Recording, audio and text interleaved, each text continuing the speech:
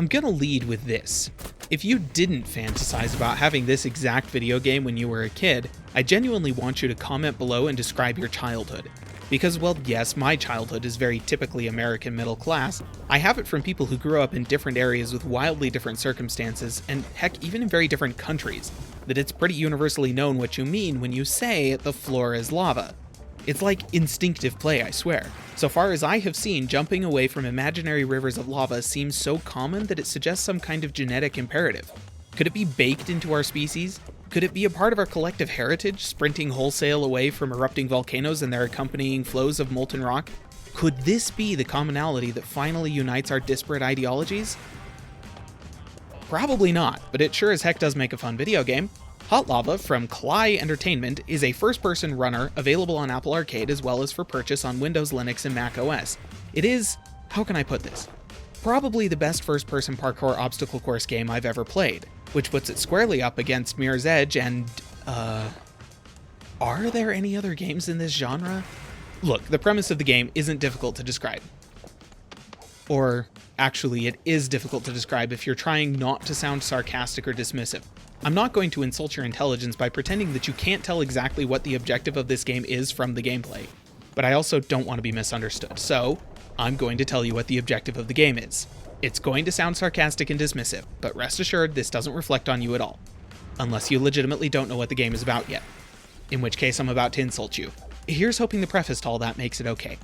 In Hot Lava, you control a character trying to get from point A to point B without touching the floor, which is made of, get this, lava.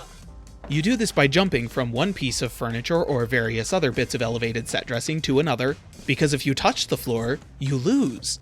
Because you get burned up. Because the floor is lava. Okay, we good? The game is exactly what it claims to be, which is really convenient. But there are details of the implementation that bear talking about. First and foremost, I would like to get it right out front that because this game is available on Apple Arcade, you can play this using touch controls on an iPhone. This is a terrible idea. I cannot stress enough the cataclysmically bad time you will be in for if you commit to that particular fracas. First-person touch controls have always been ill-begotten monstrosities, but for a fast-paced, parkour-focused running game like this, don't. Just don't. If you don't have a controller to play with, get one. You can now use an Xbox One controller or DualShock 4 with your iPhone with iOS 13. Just go get one of those somewhere. Your character is one of a handful of playable action figures from a fictional set of toys called GAT, which stands for Global Action Team. These toys are marketed primarily through the medium of a short-form animated TV show, also called GAT, which features an entire episode at the beginning of the game complete with theme song and everything. And frankly, I cannot imagine any more obviously biting satire of 90s children's entertainment than what I've just described, and I'm totally okay with it. If you grew up in the 90s, you'll probably get a kick out of this detail. If you didn't, this'll all probably feel bizarrely quaint in a hopefully endearing sort of way. In either case, you'll gain ranks as you run through various obstacle courses in the game, which will allow you to unlock some pretty bizarre customizations for the action figures on your toy shelf. That customization is basically the extent of function the whole Global Action Team thing has in the game.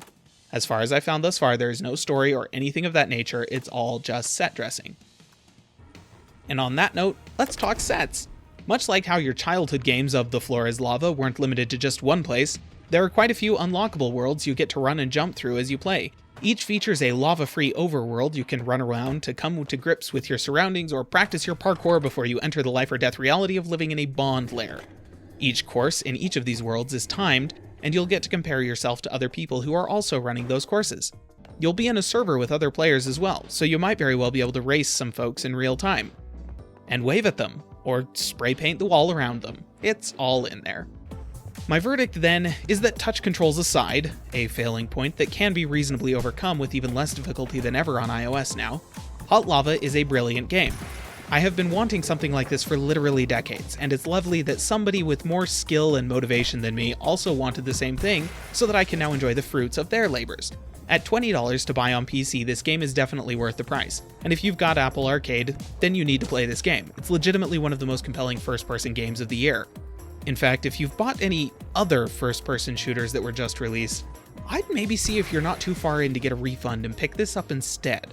That's right, Borderlands 3. I said it. Come at me.